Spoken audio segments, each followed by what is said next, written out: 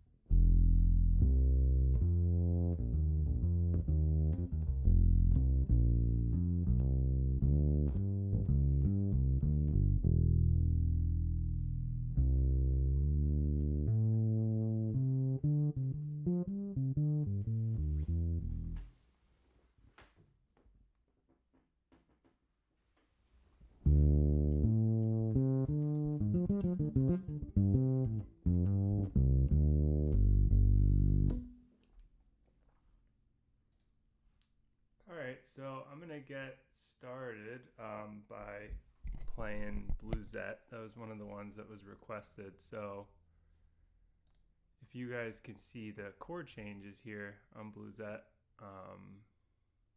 the two tunes we're gonna be doing today have this kind of they have somewhat this sort of pattern in common, where we do a kind of cycle going down from the root. So in this case,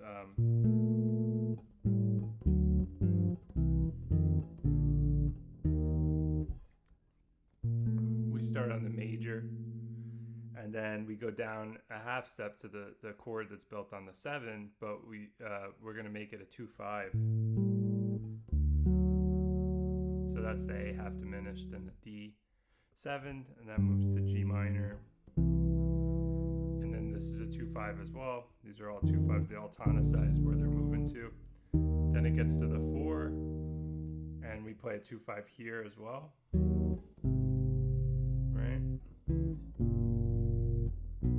And we get all the way down to B, and then it resolves back to B flat. So I'll play like the melody, and I'll solo a little bit on it, and maybe I'll walk on it as well. But feel free to say hi if you're watching. But so this is Bluesette. I'm gonna play a bit on Bluesette, and then I'll talk a bit about things you could do on it.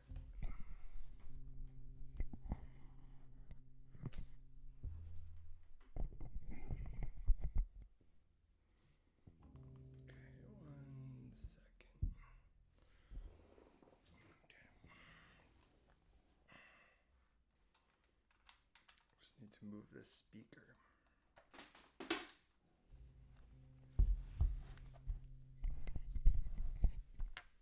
Okay, perfect. Okay, so I will play a bit on Bluesette. And hi, Alice, how you doing? Salam no.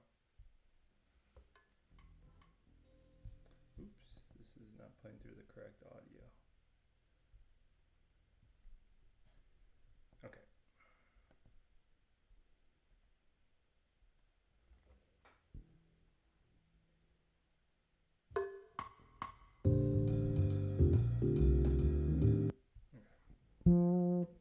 Hopefully the balances.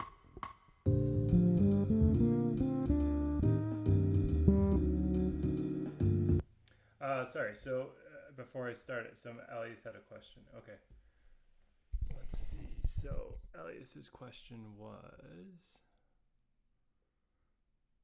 can I analyze it starting from the 17th bar? Okay, so that, okay. So pretty much from bars, so from here, we're mostly borrowing chords semi from the key of B flat, except these are turned into dominants. It's made into a 2/5, but it's a descending pattern, basically cycling from the 7th chord, which is here. This is 1. This is the tonic key, B flat, and then we move from here to here, right? And this tonicizes G minor, and then tonicizes. Then we get to E flat. All right, so when we get to here, this is really just a pattern that's common in a lot of jazz tunes, where you take a chord. A lot of times it is the 4 chord, but it can be any chord, because you'll see here that we do it here as well. We take a chord and then we transform that root into a 2/5 and move down by a whole step. So this is D flat, right? And then that ends up getting us to B. So that's just really a pattern. It's a pattern where you're on a major chord, and that same root transforms into a 2/5, which moves you down by a whole step to a key that's down a whole step. And then see, it does the same thing here, right? This and this are a whole step apart. This and this are a whole step apart. So we keep moving down by whole step in this section. And then we play a 2/5 that gets us back to the key of C, and we play 3, 6, 2, 5, and then we're back to the top again. Hopefully that helps a little bit. All right, so I'm gonna start playing on it a bit, and then we can talk about it. And if you have questions about this tune, let me know.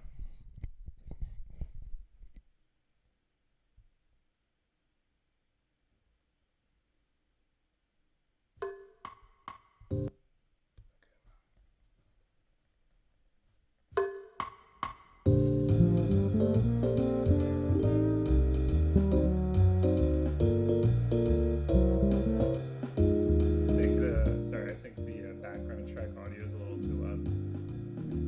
Let me start that again.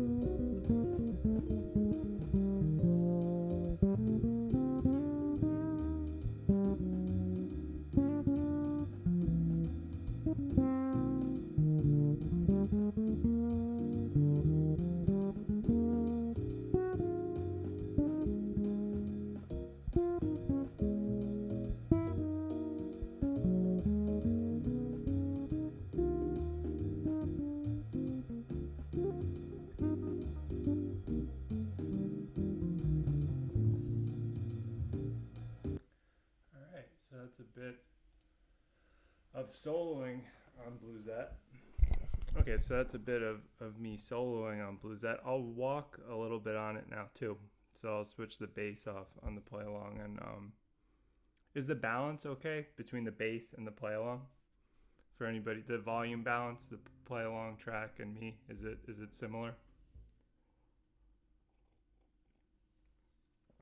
If you guys could let me know, that'd be helpful.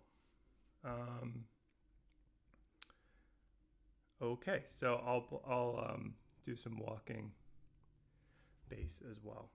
So let me switch the bass off on the track. And if those of you who are watching, if you could let me know if the balance between the tracks is okay, that would be a big help. Thank you. Okay, so great. All right, so this is Bluesette again, but I'm going to walk. And if you guys have questions about this tune or things to play on it, let me know.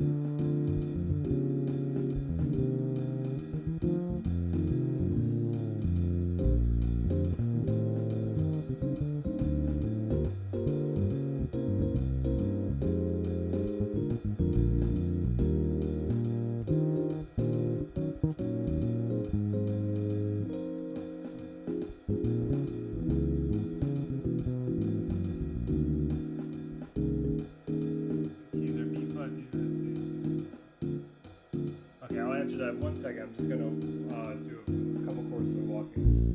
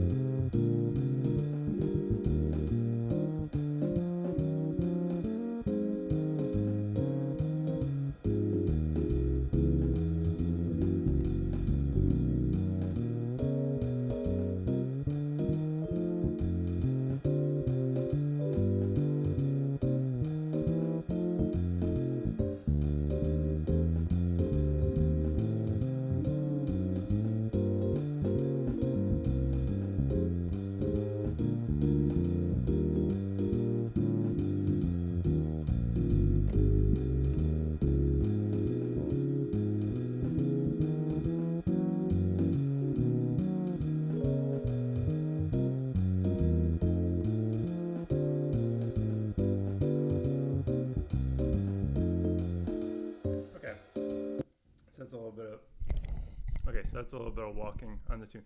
All right, so Elias also asked, so if balance is good, best bass and the play along together next time. Thank you, Jeff. Yeah, it's tricky. It's a little it's our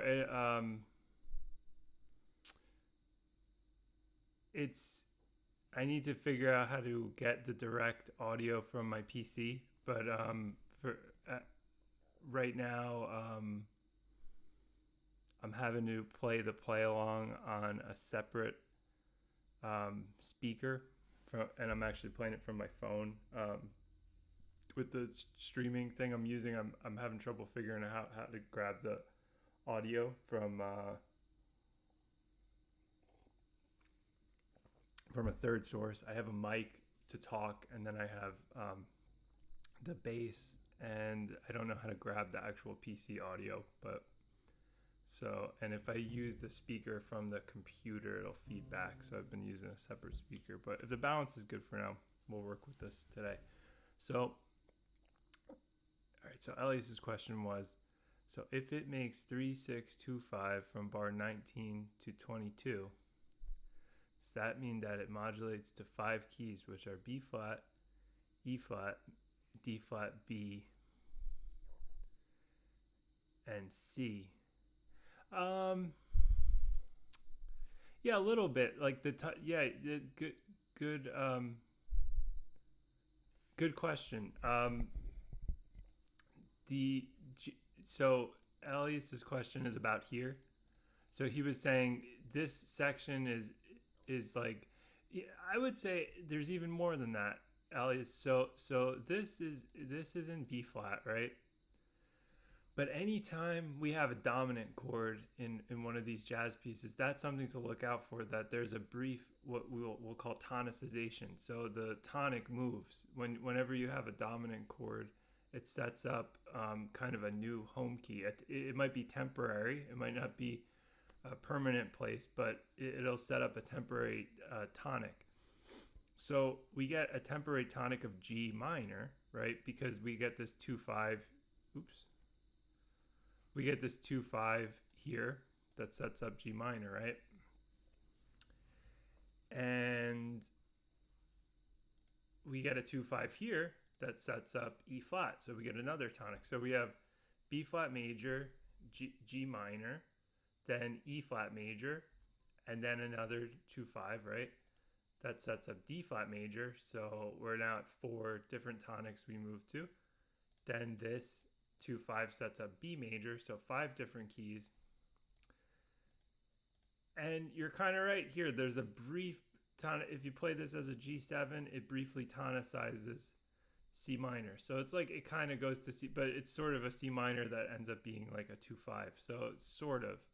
But that's a common thing on 3-6-2-5 progressions, to play the 6th chord as a dominant. It's so brief I might not count that as a key, but it's sort of, you're right, it sort of in a way implies C minor as well. So we have like 5 keys that we run through on this. So if you were to practice this tune, I would say let's see, what are some things we can do to practice this kind of motion and capture the movement a bit.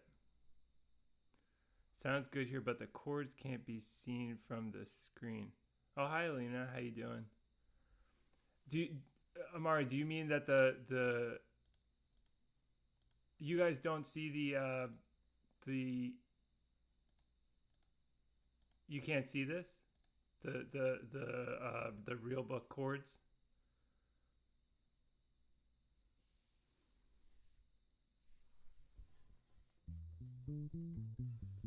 From my end, it looks like it is on the screen. Maybe, Amari, do you mean that you're not seeing the chords move along with me as I'm playing? If that's the case, it's because I'm playing it from my phone, just because I can't control the audio. Okay, so maybe Amari meant it doesn't show up, like, because it's not showing up like this on the as I'm playing along with it. So what you guys can practice is, let's take like a simple pattern. So every time we get to one of the tonic chords, we'll play a pattern where we go from 5, 3, 2, 1. So down an octave, that would be, right? We're here.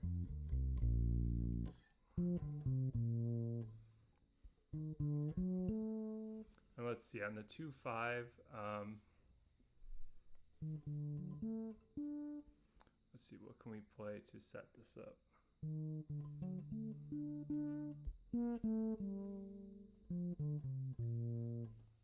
All right, I'll play a little bit on it and I'll come up with something. So I'm going to give you guys a little pattern to practice on this chord progression. Okay. Oh, it's blurred. Interesting. Okay.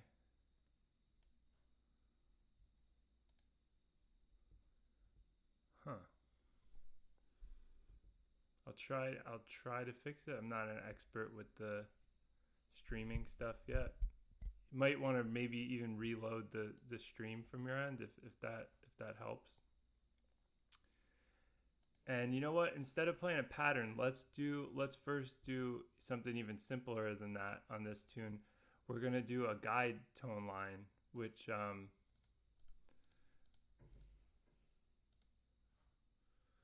and if you guys want to briefly look at the chord, if it's not showing up on there, these are the chords that I'm playing on.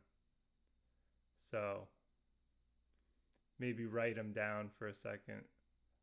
Still figuring out the whole streaming thing, but if somehow that chords aren't coming up, these are the harmony that I'm playing over. So either screenshot that right now or okay. All right. So when all right, let's play a guide tone line, which basically is going to mean we're going to go through the tune and we're going to play thirds and sevenths and resolve them as smoothly as possible. So for instance, if we start the tune on the third, so on B flat major, right, the third is D. And then we're going to go to the closest third or seventh when we get to this chord. So if we're here and we're on D and we try to get to the closest third or seventh of this chord, what note would that be? Well, that would be a C, right? The C is close to D, and that's the third of A. And then we'll play a C again here because that's the same note, and that's the seventh of this chord.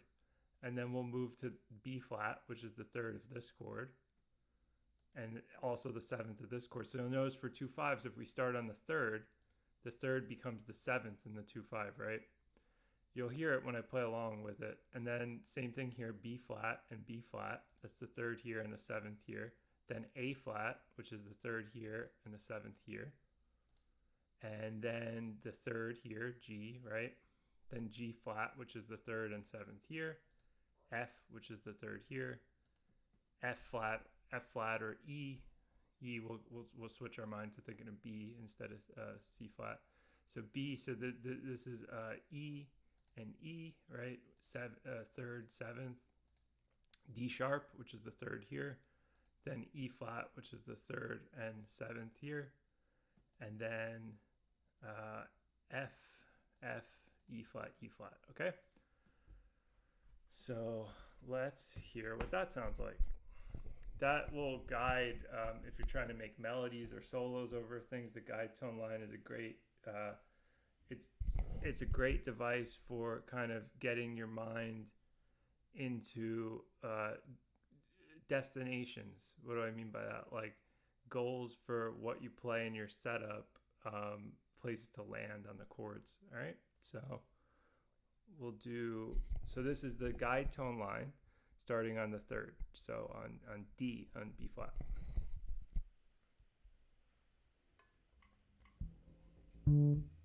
Oops, not playing from my phone. Sorry, guys. I will figure out how to get the audio to play from the computer for the I'll work on that between now and next week. It'll be able to make things a little simpler.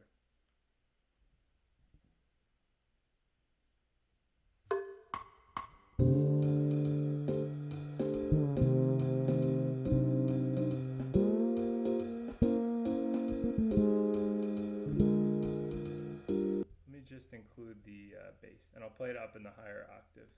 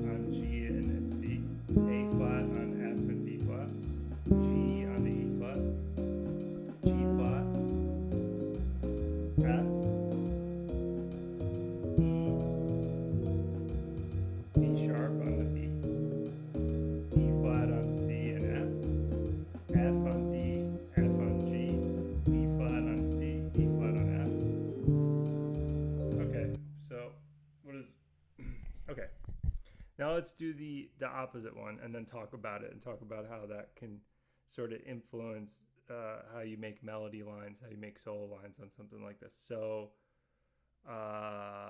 let's flip it. So we're going to go now from the 7th. So the 7th of B flat major, right, is A. So then that means we're going to resolve to the 7th on this chord, which is G. And then the next closest note in this 2-5, so we're on the 7th here, which is G, and then we're going to move to F sharp, which is the 3rd on this chord. So you'll hear this sound, which is really the big part of the 2-5 is this. That kind of sound. Right? Okay. Then when we get to here, we're going to do the same kind of pattern. We're going to go from F to E. Right? F is the 7th here. E is the 3rd here. Then we're going to play the 7th here, E flat, D, which is the 3rd here. D is the 7th on this chord, right? So we're going to play D, then D flat, which is the 7th, C, the 3rd, C, which is the 7th on this chord, B, which is the 7th, A sharp, which is the 3rd, A sharp, the 7th, the same note, A sharp, B flat, 7th, A, 3rd. Let's see. Then we'll go up to C. We'll jump up to C, which is the 7th, B, which is the 3rd, and then B flat and A. Okay? So that's the guide tone line starting from the 7th. So let's do that.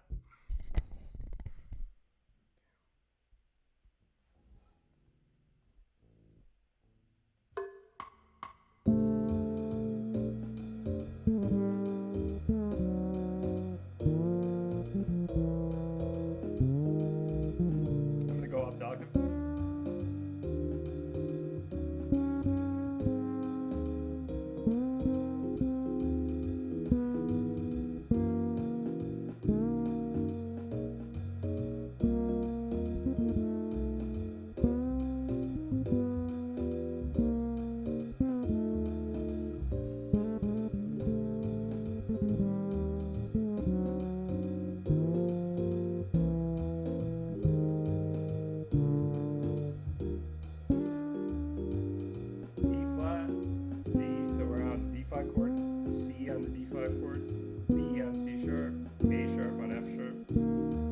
Still on the B, B flat, A.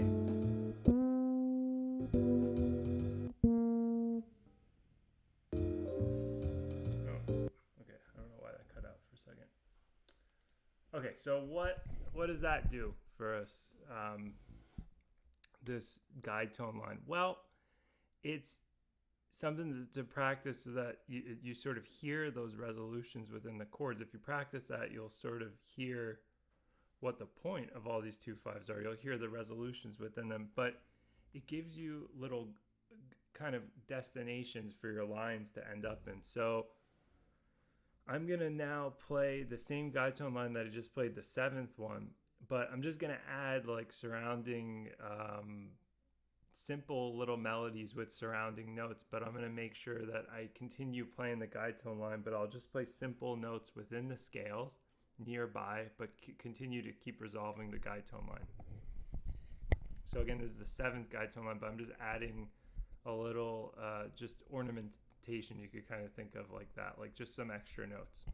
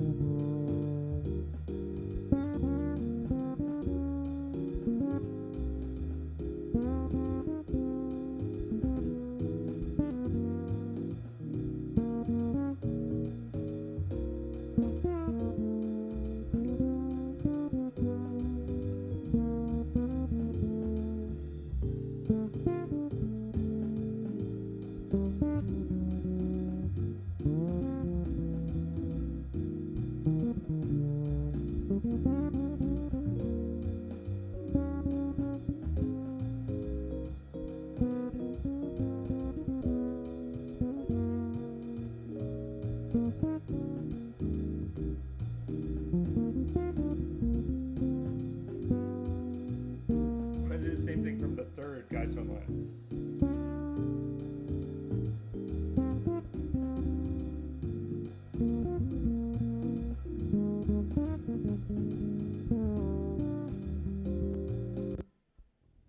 Let's go.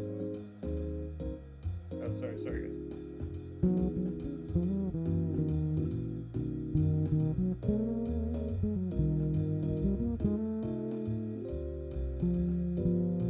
One more time, the audio cut out. So this is from D.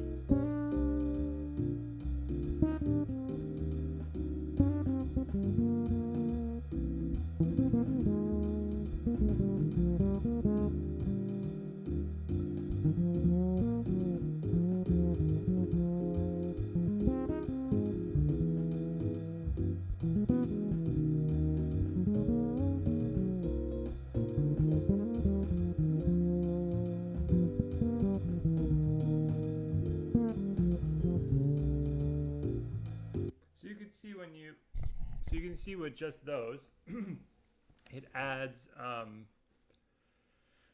it makes your line really melodic if you kind of follow that. Now you don't have to strictly follow that. That's not like some rule set in stone, but it's a nice, that's why it's called a guide tone line, because it can kind of guide your playing a little bit. It's also excellent for writing backgrounds on a tune. But that's a great way to get through the tune using the guide tone line. We can also use like patterns, because this tune is sort of sequential, especially when it gets here. But even here, it's kind of sequential. So let's think, what kind of pattern can we do?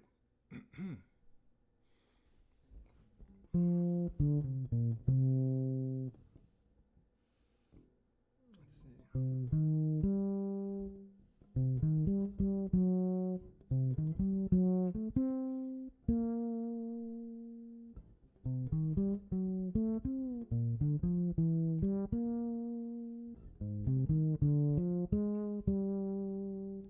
All right, so whenever we're on one of the long tonic chords, which are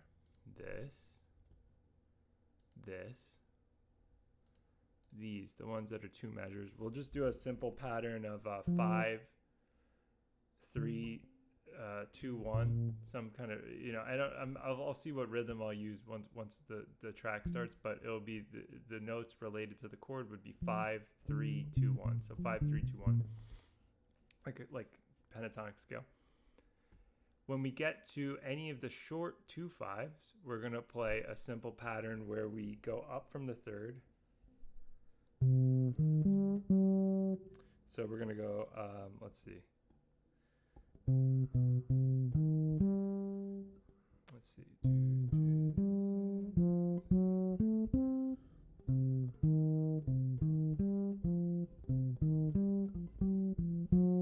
Let's see. I'm trying to think what will fit in the 3/4.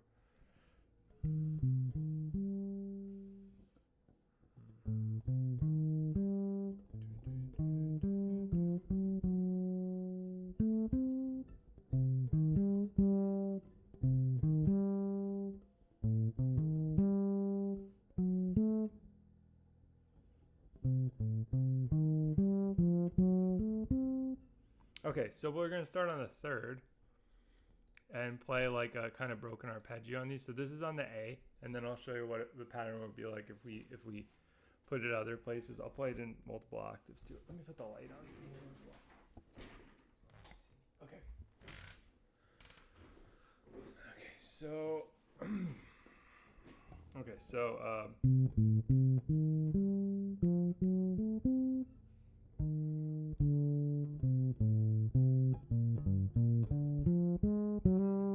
all right, I'm gonna play through this pattern a little bit, so I got it, and then I'll give it to you.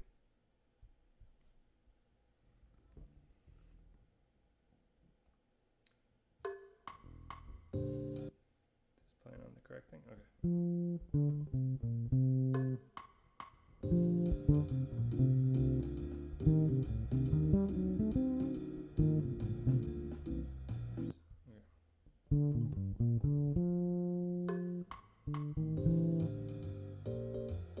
Sorry, audio issues, guys. Sorry.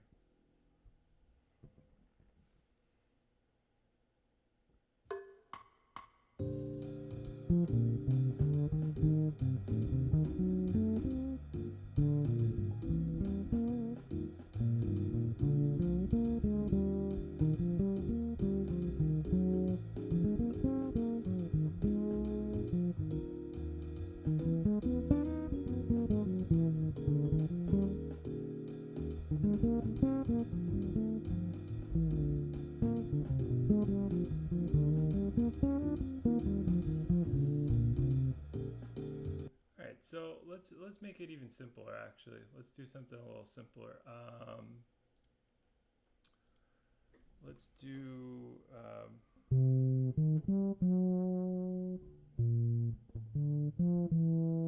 We're gonna just do a simple pattern where we go from the third, fifth, seventh, and then just simply resolve to the. So when we get to here, we're gonna play third, fifth, seventh, and then we're just going to resolve to third here.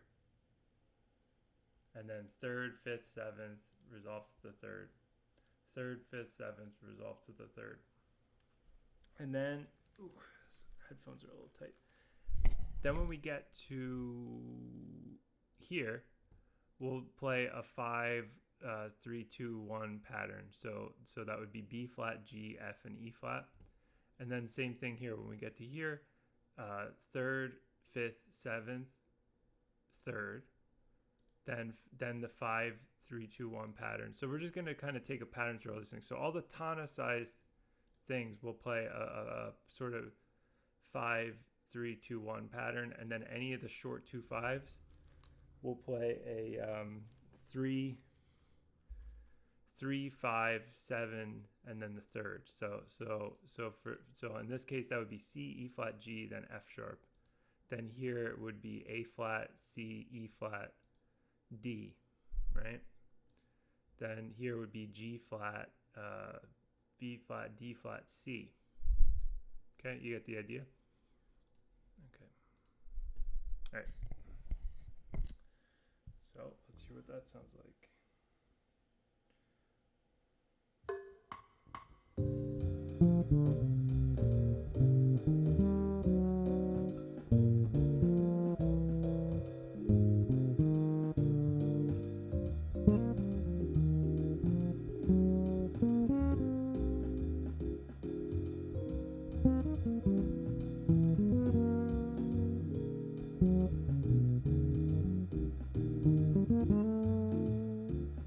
Okay. And you know what? Let me change what I do on all the tonic chords. If I'm on the third here, let's see. So if I'll do something from the seventh. Actually, it makes more sense to do something from the seventh. So all the tonic chords, meaning this, this, this, and this, I'm going to be playing from the seventh. And then I'm doing that 3, 5, 7, 3 on all the short 2 5s. Okay.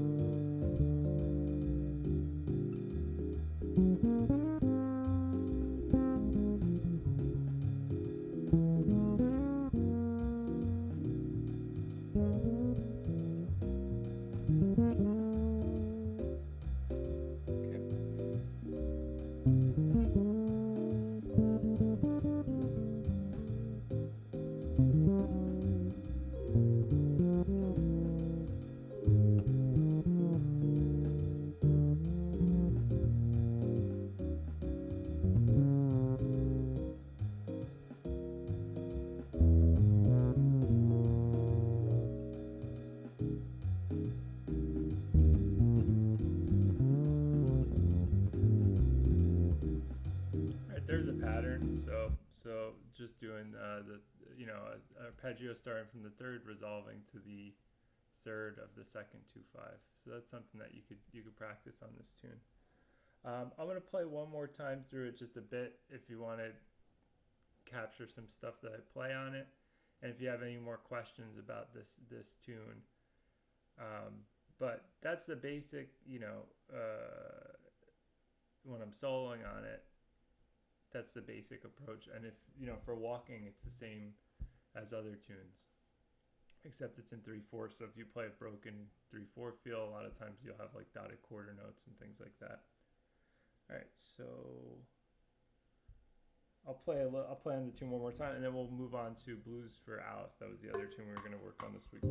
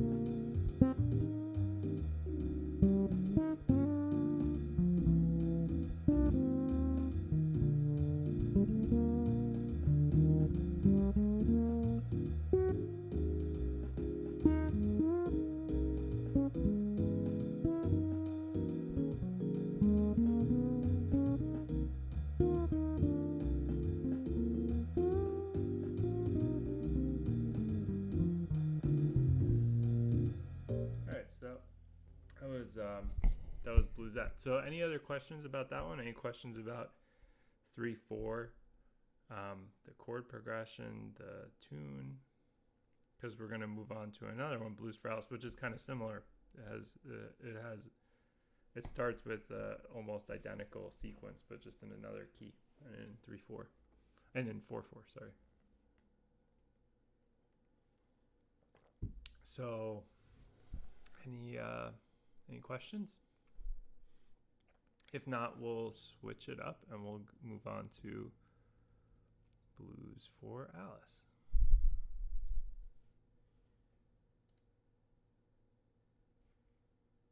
Okay, let's switch to that one then.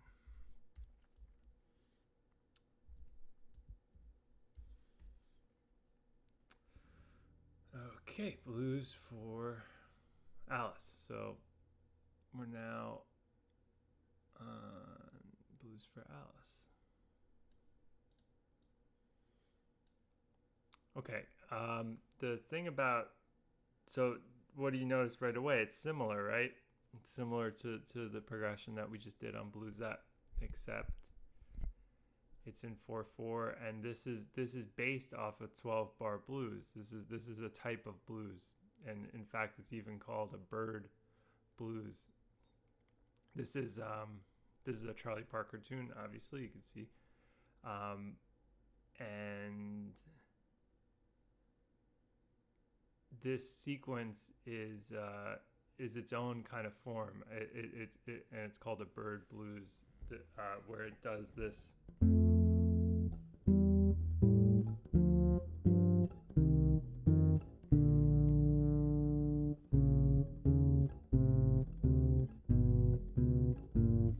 Right, a lot of descending 2/5s, first along the key and then chromatically. So here we're following roots that all belong to the key of F major, so this is an F, except each of these are tonicized, right? So we get a 2/5 that tonicizes the D. So this 2/5 sets up the D minor, but immediately this is a 2/5 that sets up C minor, and this is immediately a 2/5 that sets up B flat. So we tonicize something, but by the time we get there, it's already a new setup for the next 2/5 that we're going to get to. And then when we get to the 4, we start on the 4 chord like a blues would in the second phrase, except that transforms into a 2/5, kind of like in Bluesette, right? Bluesette did the same thing, except this is going to go down by half step now. So it goes from 4, and then it becomes 4 minor, which is a 2/5. And then that gets us to 3, which is something that we get to in a blues a lot of times in bar 7. But we continue the pattern started here. We continue this 2/5 idea, and we keep moving down chromatically. So we do a 2/5 here, 3/6, which usually takes up this whole phrase here, these 2 chords. But instead, we play it quickly here, and then we play half step down here. And then that gets us to our 2/5, and then 1/6, 2/5. So this kind of form, there's blues that have this form inherently. Blues for Alice is one of them. But you'll sometimes hear people substitute these chord changes in when they're playing a regular blues. So if you're ever jamming with people and you hear somebody play a major 7 chord in a blues on the top, in the first bar of the phrase, there's a good chance that they're going to play the sequence, because usually you don't play major 7s in blues, right? But in this we do, because we kind of have a regular F tonality here, right? All these notes and chords, other than the raised thirds on the dominants, come from F, right? So, okay, let's play through it a little bit. I'll play the melody and I'll play on it, and then we'll talk about similar stuff about doing the guide tone line. But just know that this is its own kind of form called a bird blues, and the tune's called Blues for Alice. But this type of form is called a bird blues, where it does this downward cycle stuff. And sometimes, even if you're not playing this form, if you're playing a blues, people will substitute this form for a chorus. So it's something to listen for and get in your ear. Basically, if you hear a major 7, especially if you hear right away the E here, of course it's going to be this, but a lot of times you can anticipate it if somebody plays a major 7 chord on bar 1. Okay, so I'm going to play a little bit of blues for Alice. Hopefully I don't mess it up. The melody's kind of hard. Okay. And if you guys have any questions, feel free to ask. Do a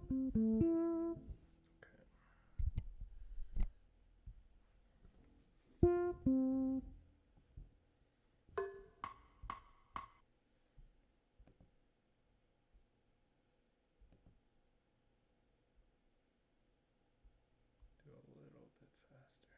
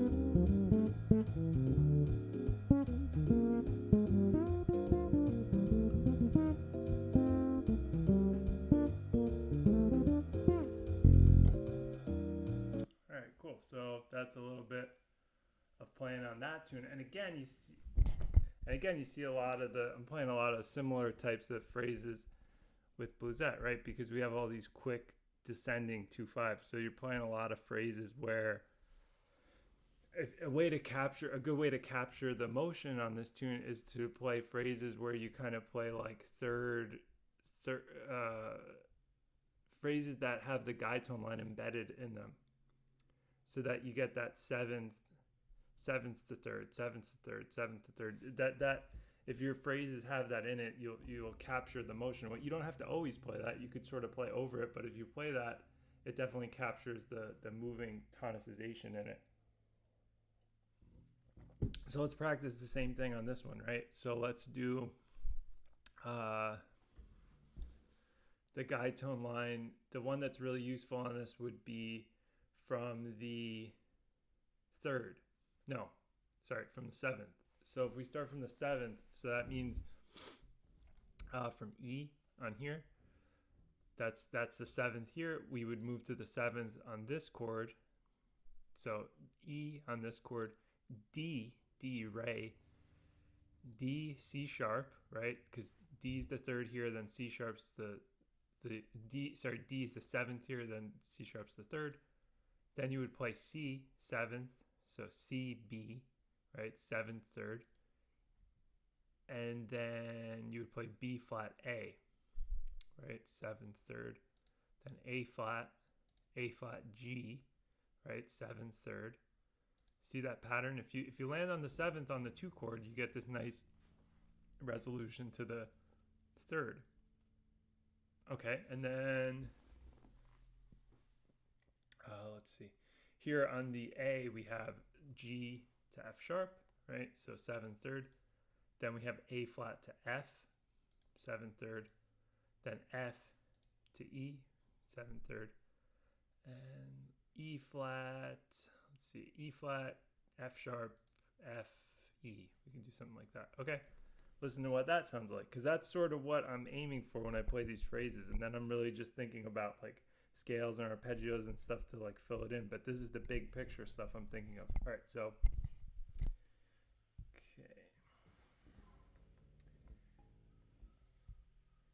this bass has a high C string, so if you're wondering why I'm playing E here, it's mainly so you could hear it. I'll play it an octave lower too.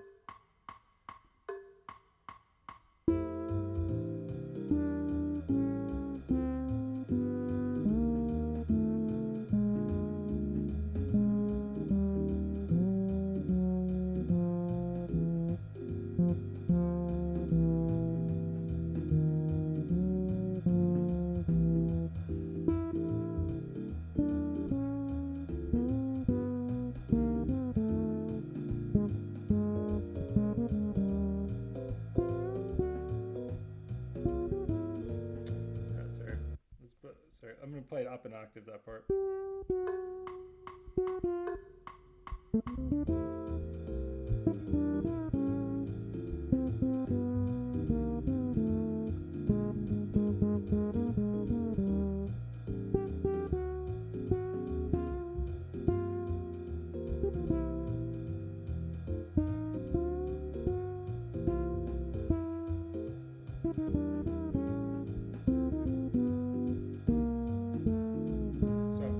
Seventh, third, seventh, third, seventh, third, seventh, third, seventh, third.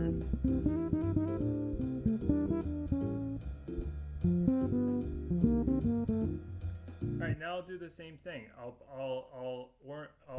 do the same thing. I'll ornament it a little bit. I'll play off that guide tone line, which is basically what I was doing when I was soloing anyway, but I'll do it in a simple way, where I'll play off that guide tone line that I just played. I'll just add diatonic. I'll just listen and kind of create melodies diatonically near that, but try to outline those shapes. Again, this is the 7th, starting the guide tone line on the 7th, right? So if you have any questions about that, feel free to ask.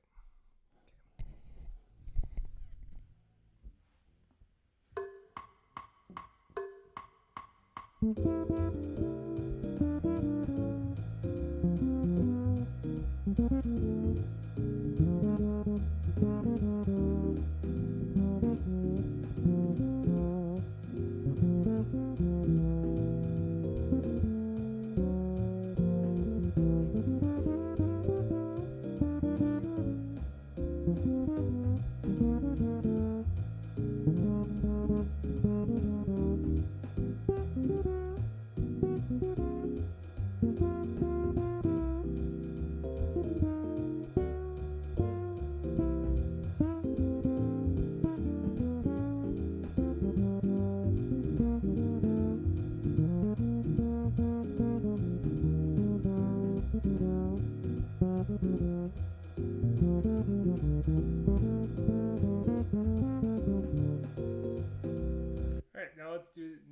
let's do the other guide tone line, which on all the 2/5s is gonna not change so quickly. So this would be doing the third. So that would mean A, G, and this would be G for the whole measure, right? Or we wouldn't have to switch our target. Rather, you could play whatever you want, but I'm just saying it wouldn't require this immediate resolution if you're playing. You could play G for the whole measure because it's the third here and it's the seventh here. Then F, then E flat, D, D flat, C, C flat, B flat. Then A, C, B flat. Salam Gometchu, salam no. So any questions, feel free to ask. So, okay, now I'm going to do the third based guide tone line. And then I'll do the same thing. I'll play it twice, like really simple. And then I'll play, I'll kind of augment it. I'll play some other stuff on it.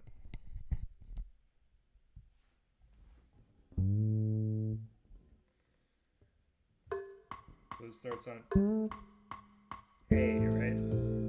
G, F, E flat, D, D flat, C, C flat, B flat.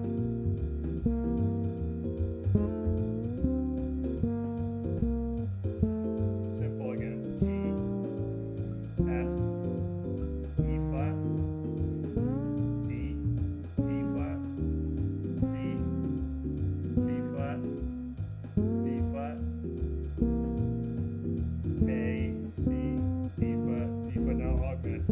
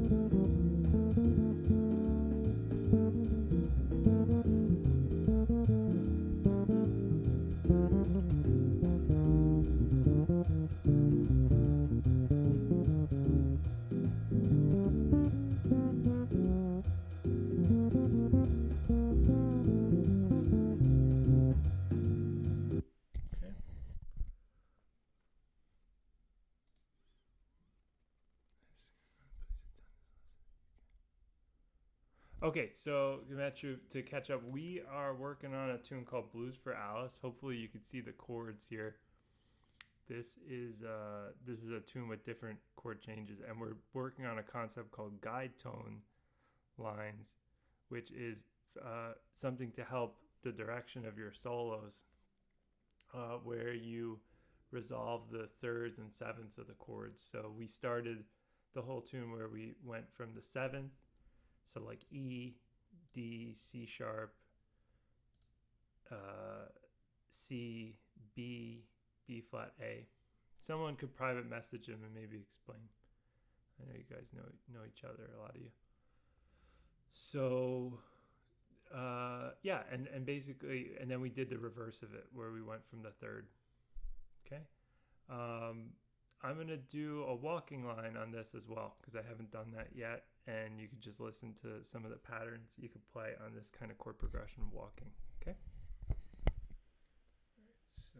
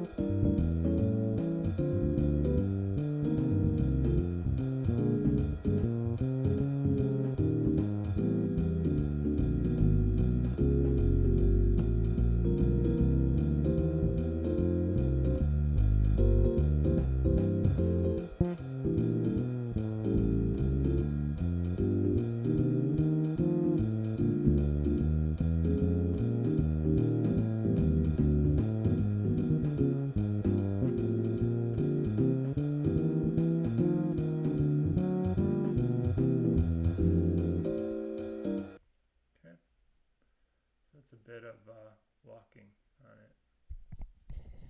Okay, cool. Great. So does anybody have any questions about this tune? Things to play, like specific questions? I demonstrated some stuff, some soloing stuff, guide tone line ideas, some walking, all our same principles. You know, a lot of you guys know the principles I've went over with the walking, the idea of like the connecting notes and the melodic shapes, and knowing, you know, what key centers you're in. So any specific questions about this one from anybody?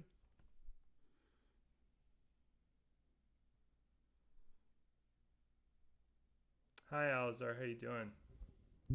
Salam, no. This is like total Habesha hang. This is awesome. I miss you guys. I hope everybody's safe in Ethiopia, man.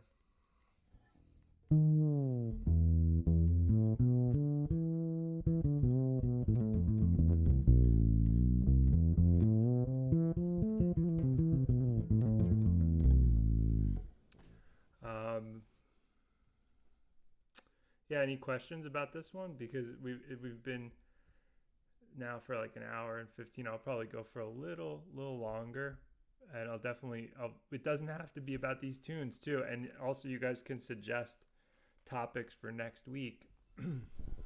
I'll be doing this next week, so if anybody has a topic they'd like to do for next week, let me know, because we'll cover that. A specific tune, a specific exercise, anything.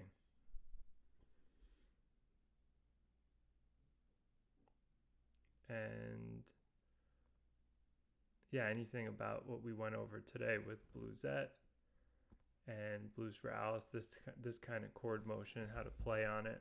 If you guys have any questions, would you talk about bebop music, especially Billy's bounce? Well, Billy's bounce is also a blues.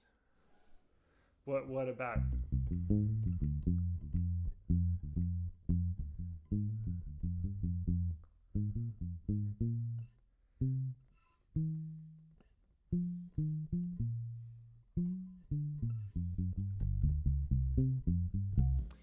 Okay.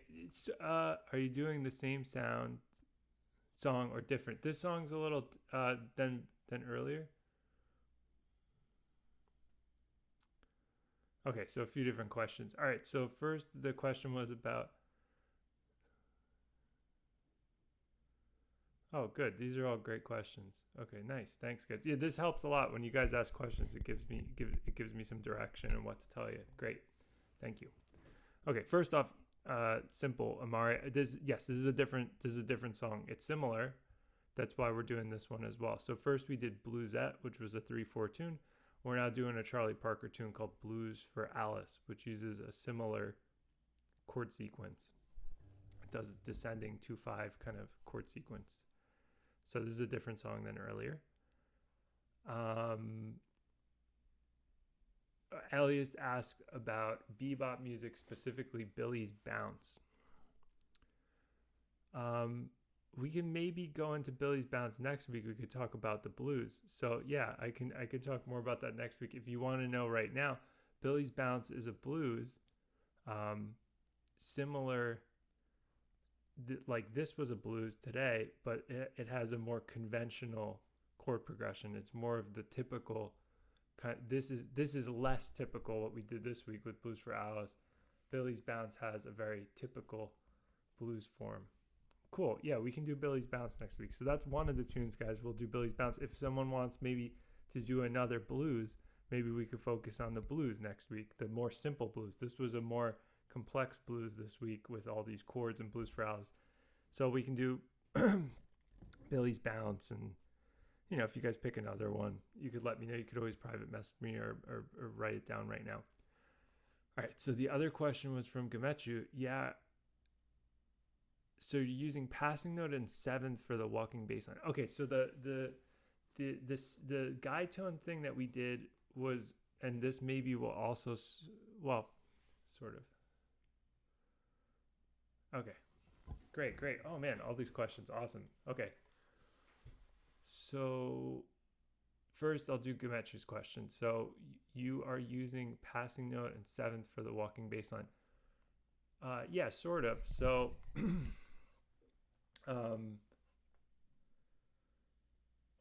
the thing that we were doing with the guide tone line relates more. So the guide tone line where we were doing third, seventh, like the stuff where we were going like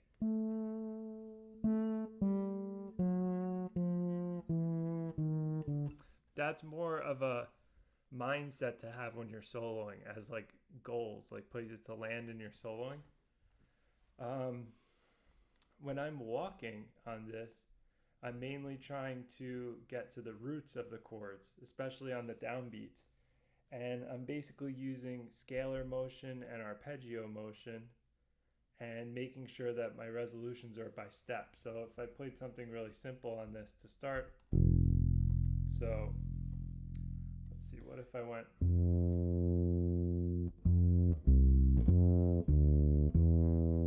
something like that, or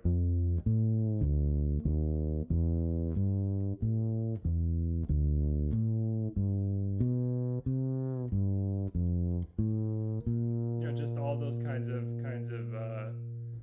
you use a lot of thirds on the two chords or fifths to get you to the other note. So if we're on E, right, we can use the third to get us to A, or we can use so if we're on these chords, E half diminished A, you can go E, G, A, or you can go E, B flat A, or you can go E. You can do those. So I might do something,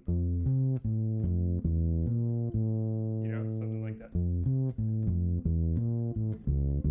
All these short 2/5s, you don't have too many options. You use the third or the fifth, or you could use a chromatic note.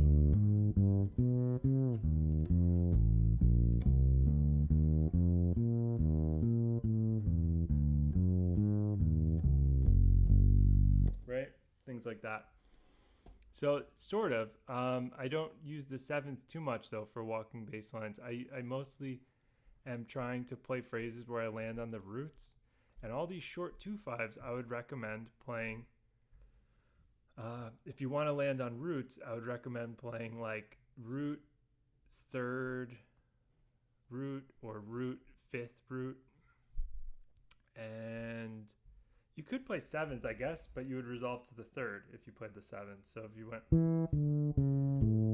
which sounds really melodic. I mean, that's great. That's like something Ron Carter would play. So you can do something like,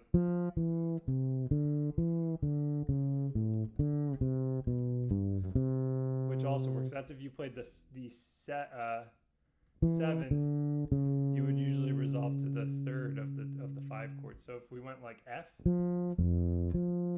so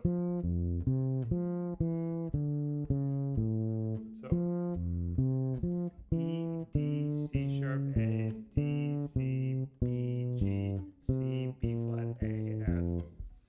Okay. All right.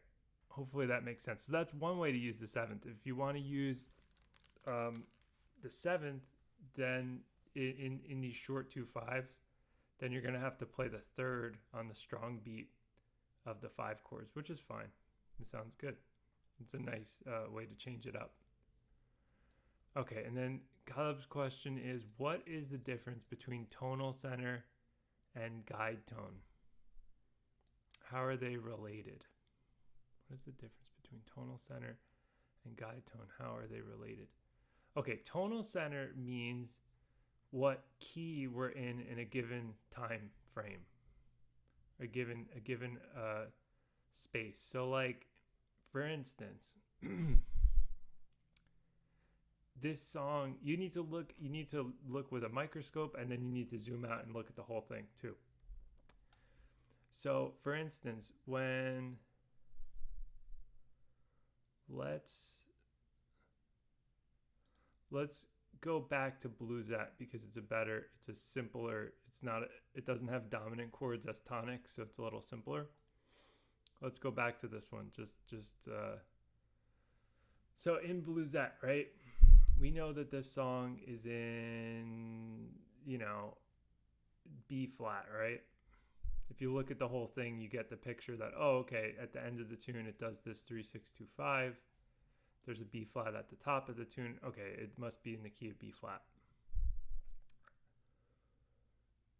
The tonal center means in a given set of measures, or one measure, or even a couple beats, what is the underlying key that's represented? So these chords always represent some kind of key. We're either going to a key or we're in a key.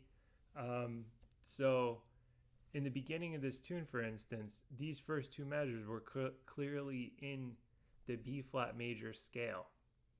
We're in that world. But then when we get to the A here, this half diminished chord and this 5 chord, we start to enter the world of G minor. So then the tonal center is G minor. And then, we get there. Then this C7 sets up F minor. C7 especially with a flat 9. So this sound, right? Right, this kind of sound sets up F minor. So when we're here, we're in the tonal center of F minor. Then these chords are in E flat major. Then these chords are in D flat major. These chords are in B major. These chords are in C major, with the exception of this. This briefly tonicizes this. So that's what I mean by tonal center, like the key that we're in at a point in the tune. So I'll go back to Blues for Alice. So Blues for Alice. So same sort of thing with Blues for Alice. So we're in F here. Then we suddenly play content. This is a 2-5 in D minor, right? So then we suddenly move to D minor. This is a 2-5 in C. It remains to be seen if it's minor or major, but it ends up resolving to C minor. This is a 2-5 in B flat. So that's what a tonal center is. It's basically looking at the chords and recognizing what major or minor scale is implied by the group of chords. And usually a 2-5 is what indicates that. 2-5s set up keys. Now the guide tone is simply just thirds and sevenths of the chords, playing them in a stepwise manner that resolves, in a pleasing way. So how are they related? Well, the guide tones are something that smoothly sets up moving between these keys. So for instance, especially if you play the seventh to third in these 2-5s. So like, we're on the E, this one. So the E half diminished. So let's see, where should we play this? Where's the good place to play this? That kind of sound.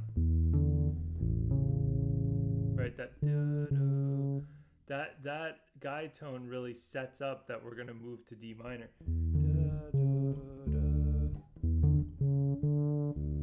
So that's kind of how they're related. Hopefully that answers it. So tonal center is what key or scale is implied by the chords.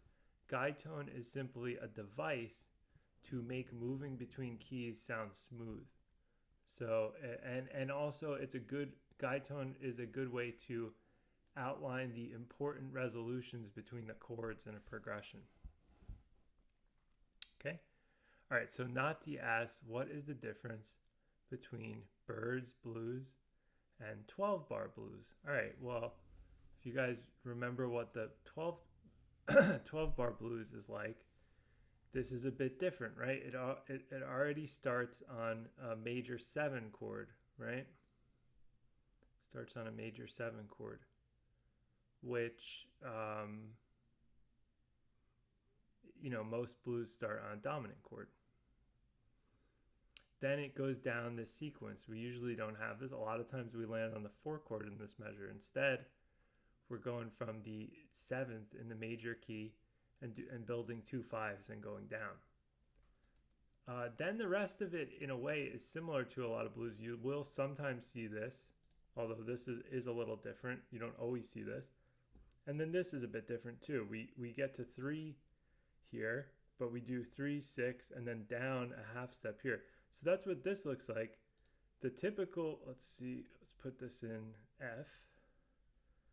This is like more what you would typically see for a blues progression is this, right?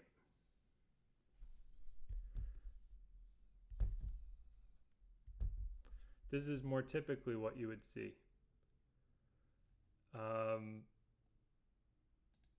And this is the Bird Blues, which is like Blues for Alice. So that's the difference. So this is the typical blues, which we'll do next week with Billy's Bounce. And then this is the Bird Blues, which has a lot more movement in it. A lot of descending 2/5s. First, diatonically descending 2/5s along the F major scale, right?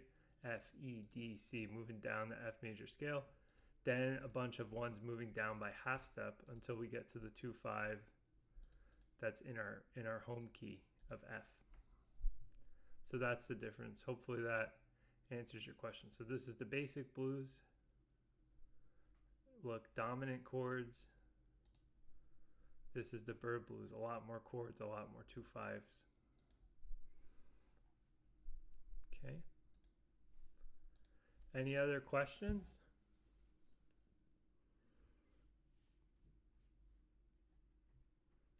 So we'll work on Billy's Bounce for next week. That's a good suggestion. And we'll work on the blues. Different things you can play on the blues. And if you guys have any questions, you could always feel free to drop me a message. You know where to find me, either on my Facebook or YouTube or on my website. My email's there. So can we review some of those patterns you were playing over Bluesette? Okay, I knew I would need to remember what I played. What did I play?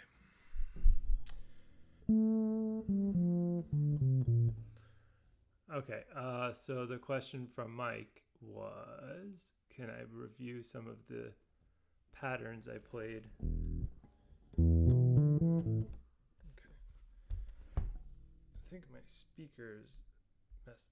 Maybe it'll respond. Okay, so some of the patterns I was playing on Bluesette. So we're going to go back to Bluesette for a second, guys. Okay, so on Bluesette, so any of the short 2/5, so that's this, and this. One of the things I played that's just really simple was I was just simply playing a sequence where I was going from the third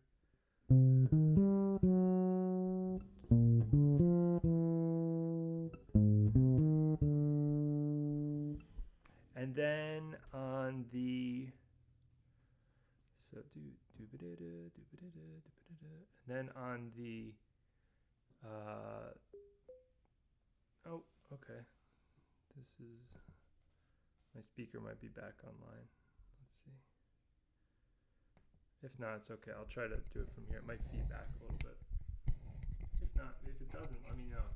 So it was feedback before, but all right. So let's try that pattern. And then on all the long tonic chords, I was simply playing like stuff based off the 5 or a 3, 2, 1. So these kind of, those kinds of patterns. That kind of pattern you hear a lot. So all the longer tonics, I was playing stuff like that. And then the short 2/5s, I was playing something that had the guide tone line embedded in it. So you did that. So that so you get you get that kind of resolution, right? Okay, so let's listen to let's play Bluesette again and just go over those patterns one more time.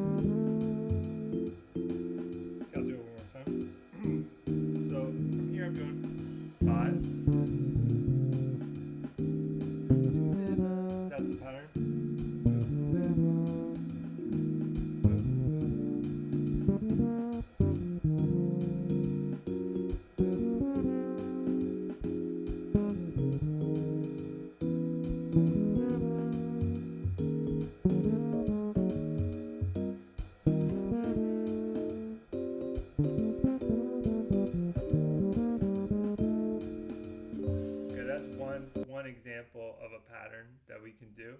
I can give you something else too. So that's so just simply on all the short 2/5s, we're just making sure we're outlining that little resolution that's there because it happens quick, right? So let's make up another phrase that gets that, and then maybe it's something different to play on the in between part on all the long tonic chords. So let's see.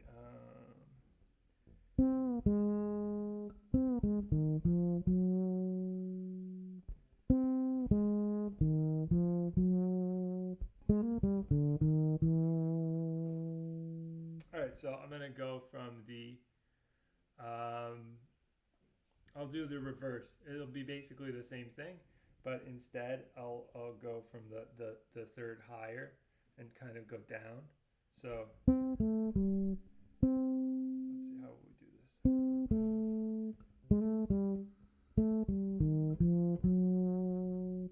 Actually, let's go from the root. So we'll go from the root in this case.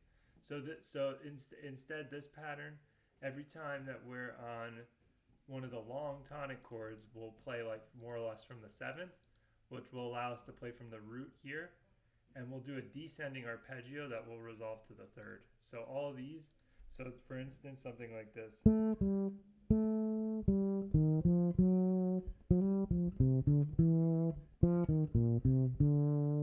Right, something like that, like a pattern like. So we'll do that on all the short 2/5s. And any of the long tonic chords, I will play the 7th because that will like lead into this nicely. Yeah, that'll make sense. Okay, hopefully it makes sense. Okay.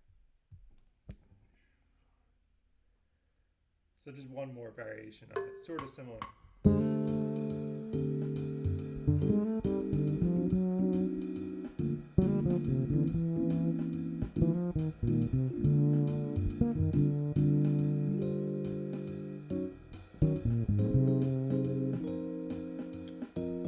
So I'll do that up an octave as well.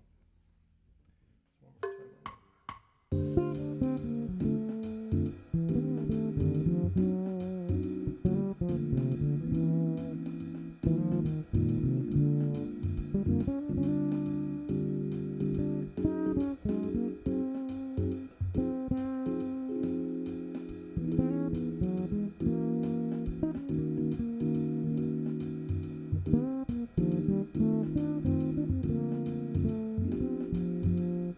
more time.